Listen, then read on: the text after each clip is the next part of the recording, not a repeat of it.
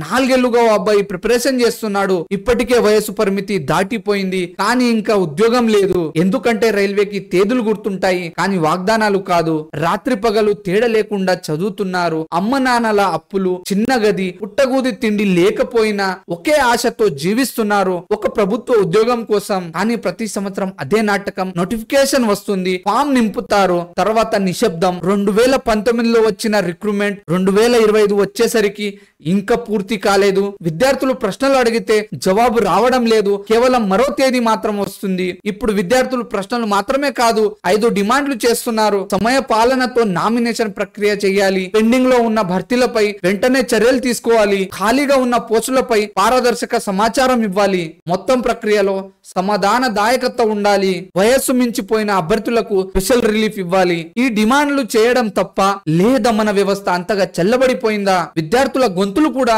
అందులో మాయమైపోతున్నాయా? ఈ వీడియోను షేర్ చేయండి. మార్పు కేవలం కోపంతో కాదు, స్పష్టమైన డిమాండ్, బలమైన ప్రశ్నతో వస్తుంది.